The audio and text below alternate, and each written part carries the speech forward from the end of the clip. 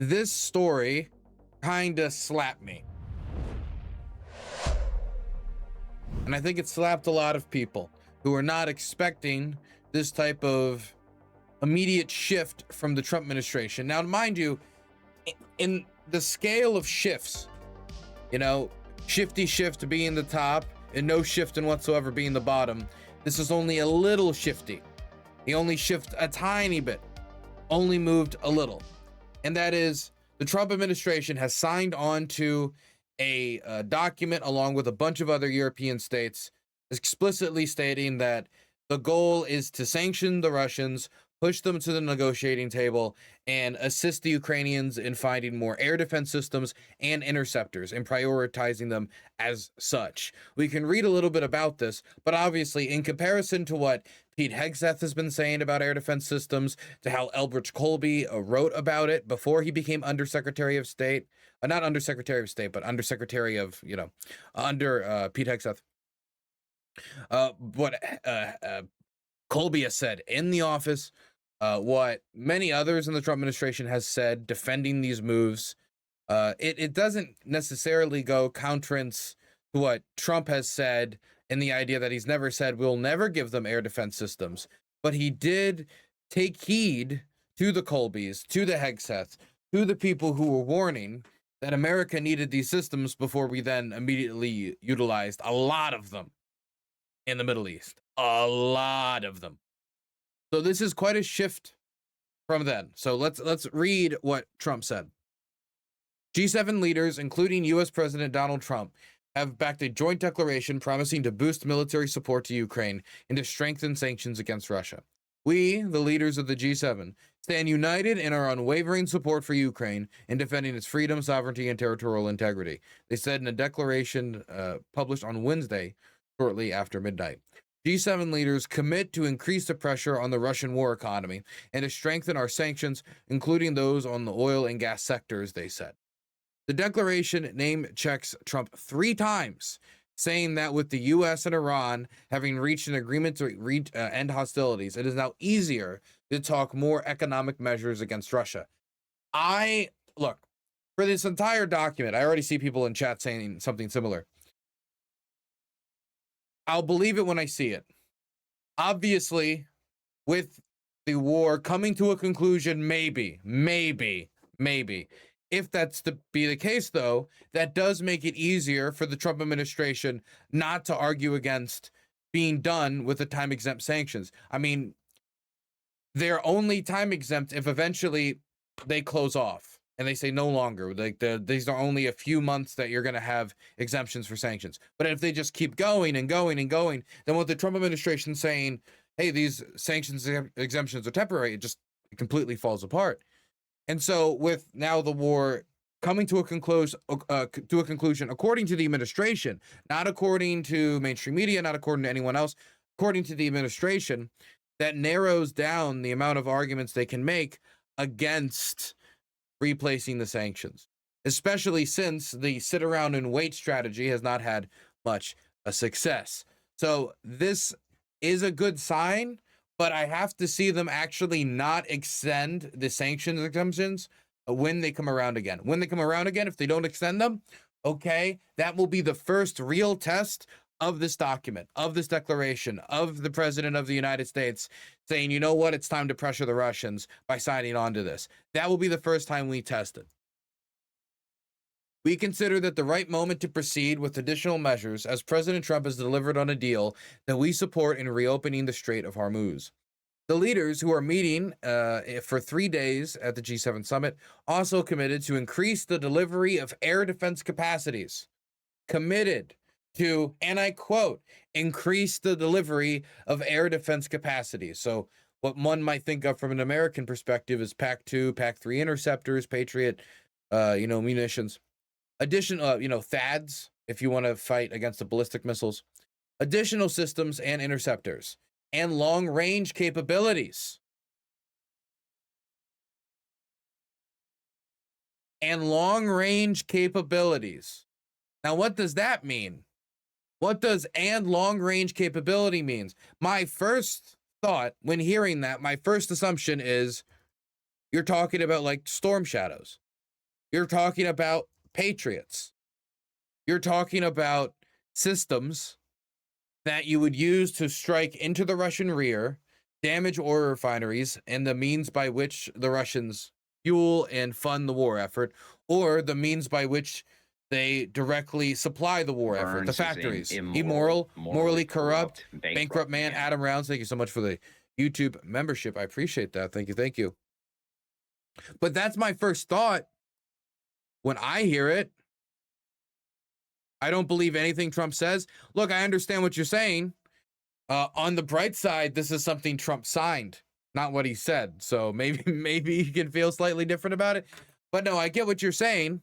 And that's why I'm saying people should pay attention. When the sanctions exemption, when the time for it to be extended or not extended continues, that will be the first real test of it. That will be the moment on whether or not this is even having the slightest chance of being real, of being something that we might actually see the results of, and just Trump waffling in the wind, going from one position to the other position to the one. Like this week, he's listening to Laura Loomer. Next week, he's listening to Elbridge Colby again. The next week, he's listening to Marco Rubio. The next week, he's listening to Pete Hegseth. Right now that Tulsi Gabbard's out of there, maybe she's out of the rotation. But for what I know, and for what I've been told, Tulsi Gabbard was probably out of the rotation for a long time to begin with. Anyway, continuing with the reading. We consider that this the right moment to proceed with additional measures, as President Trump has delivered a deal. Increase the delivery of air defense, additional systems and interceptors, and long-range capabilities. And that's the only way I could think of that really being meant. Long-range missiles, long-range attack means. Whether that could also be ATACMS. I think for the United States, ATACMS resupply would probably be, from a perspective that is concerned about escalation, one of the easiest steps to make. But also, at this point, if they were to supply Patriots, if they were to supply more Storm Shadows, which the British are doing anyway, if they were to supply, if they were to go to the Germans and say, supply your long-range systems as well, I don't think that would escalate in a manner that would be negative for the United States. I don't think it would. I don't think it would escalate much to begin with, considering that the Ukrainians already now have domestically made long-range weapons capabilities. They have domestically made long-range drones that are now attacking in masses of hundreds of drones. They have domestically made fire point missiles like the Flamingo, the FP5. So point is, like, that because of Ukraine's expanding capacity to attack these targets themselves, the United States isn't giving Ukraine something it doesn't have. It is giving Ukraine something that might have better precision and less chance of getting intercepted in comparison to what they are now making domestically. It gives them another tool in the tool belt to increase the size of the attacks that are being made against the mechanisms that perpetuate the war machine. But that all assumes that Trump means he signed on to this, and not that it's good that all these nations should do it, so maybe the Germans should do it next. And this is the next part, to consider extending Ukraine the benefit of license to allow for an increase in Ukraine's military production. Now, the first thing I think of in reference to this, if you believe the Trump administration still registers any of that logic about what Elbridge Colby was saying, and oh my gosh, we need more THAAD 2s and THAAD 3s for ourselves before they went like spend crazy in the Middle East.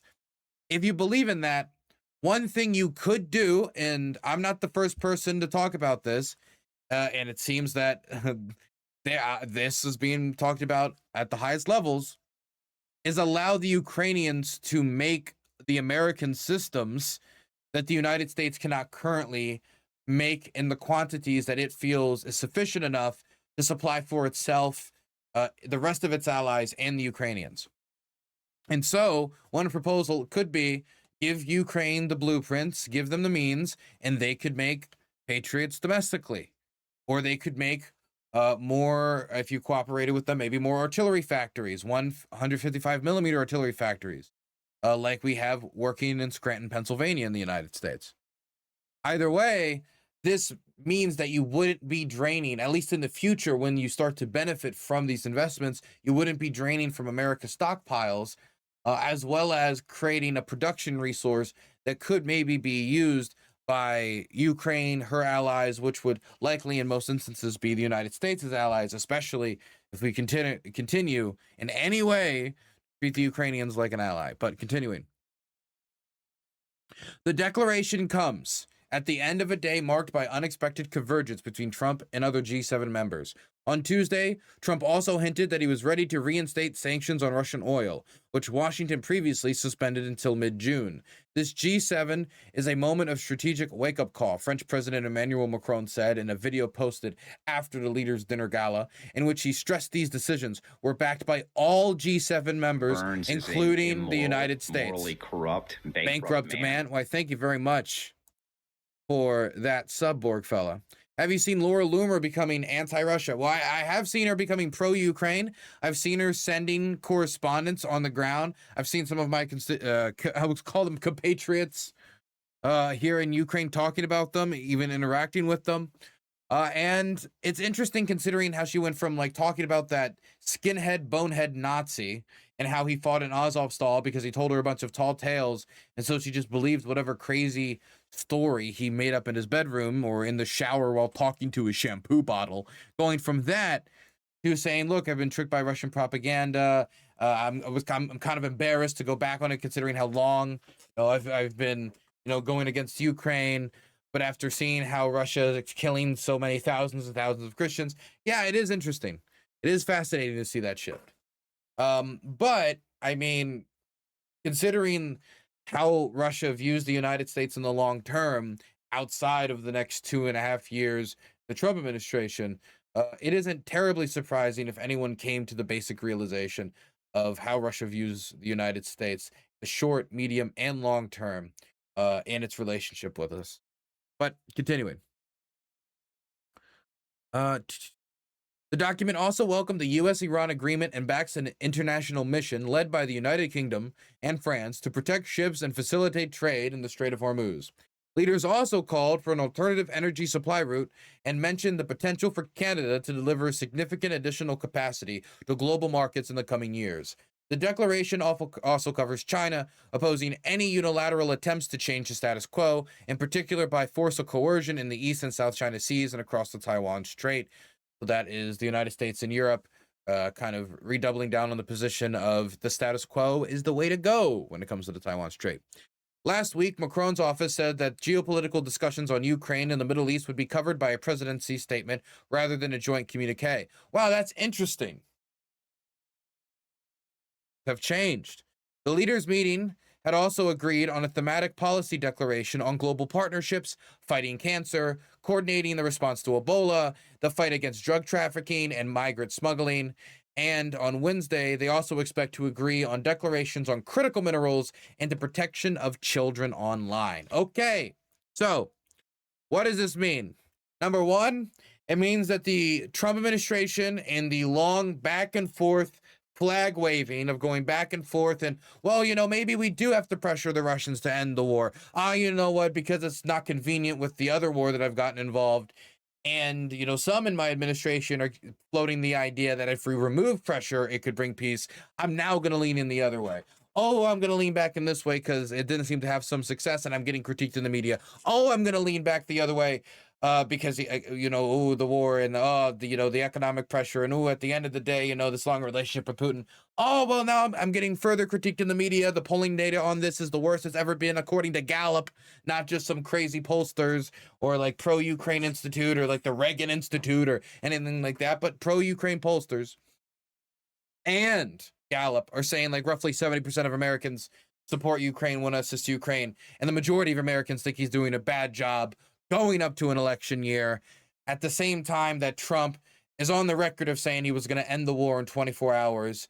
And the deal that he said he would push forward, a ceasefire along the front line, the Ukrainians did agree to, even under Trump's pressure, and the Russians didn't. And that has been offered time again. Zelensky recently offered it again in public through a public letter. The Russians then responded by saying Zelensky can come to Moscow, which is essentially a rejection because we know that Zelensky's not going to Moscow.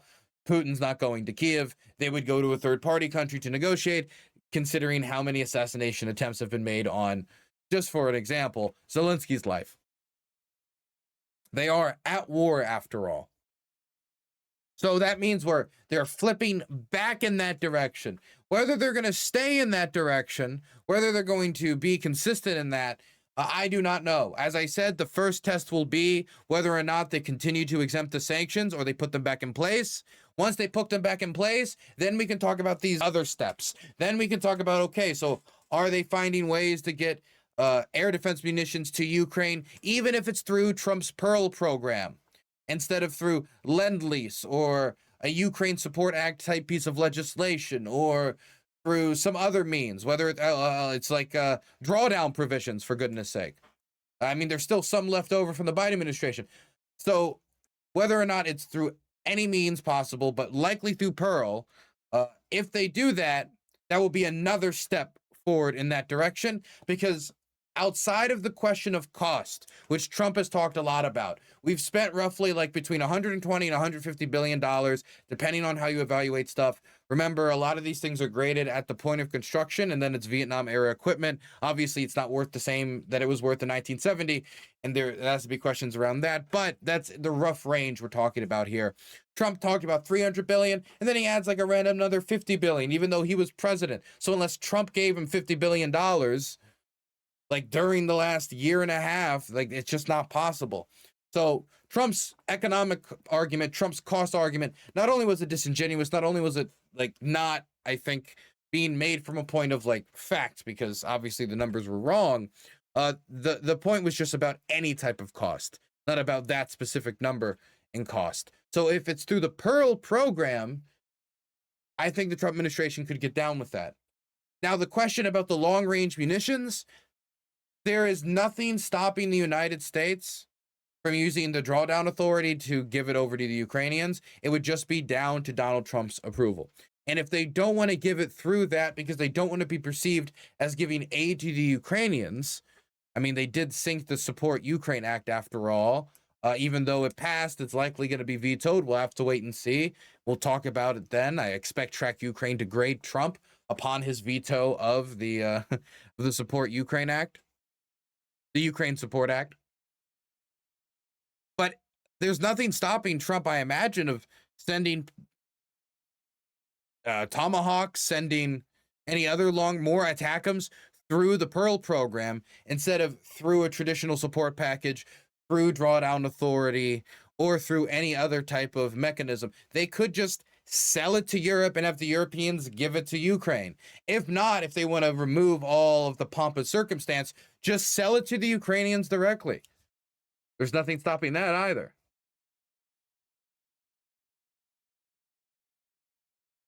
So, where does this put us? It puts us in partially a waiting game. I imagine also we need to wait to see how the Russians are going to respond, because if Trump is genuinely tilting back, the Russians prefer Trump going back and forth, like he's one of those bobber birds, you know, dripping water, drip, drip, drip. They prefer that to Trump tilting until he tilts over. And the decisions he makes for the packages he sends removes the flexibility of moving back and forth anymore, because he bets on the Ukrainians, right? They want to avoid the outcome of Trump betting on the Ukrainians and likely dooming the Russian war effort. On the other side, there's always the floating hope that they could pull Trump over to their position completely, either when the war is over or before then, to help bring about an end to the war, even if they don't believe in the United States as a long-term security partner, since Trump is only going to be president for 2.5 years, unless that third term talk goes a little crazy. Either way, I think that they're going to engage. We're going to have to see how they engage. We're going to see if, Dmitriev and Putin himself and all of the other people like Peskov, they make a blitz to try to go through Steve Witkoff or Jared Kushner or through other intermediaries that they could possibly have to try to get the Trump administration to turn back on the course, offer a new round of talks, that go nowhere or go somewhere, but almost certainly go nowhere, offer a second Alaska summit, or now offer a summit in Moscow like they did after the Alaska summit. Maybe they'll offer another summit in Turkey, but instead of sending Putin, they'll send, well, we'll send a different high level representative. We'll send one of the highest level representatives, but we're not going to send Putin, to further delay it while making it perceive through their rhetoric to Trump, like, oh, well, before it was low-level representatives. Now it's mid-level. And later, maybe we can even do higher level until eventually we get to Putin. That type of stuff, it's going to depend upon Trump being able to see through that, being able to see that as a delaying tactic, being able to see that as him being dragged along, kicked along, and essentially being, made a fool of, at least diplomatically. So which way it's going to go is going to depend upon that. Probably not super transparent financial incentives, like what exactly ground floor investment people like Jared Kushner might be able to get in Russia. There's going to be so many factors going into it that at this point, even though this is a signed declaration from the President of the United States, it could mean something and it could mean nothing. I will say that lack of credibility in the word of the United States, that might be one thing that's compromising the negotiations with the Iranians. That might be another thing that's negotiating their relationship with the Israelis. That might be another thing that's compromising their relationship with Europe. And that also might be one thing that's undermining the progress that they want to make when negotiating with the Chinese. So just saying, there's quite a lot. Or maybe even delaying their negotiations with the Cubans. Who knows how many layers this is. What competent foreign official and one not competent foreign official gets where, and how Trump's directs it, and how Trump's pays attention or doesn't pay attention seems to affect quite a lot.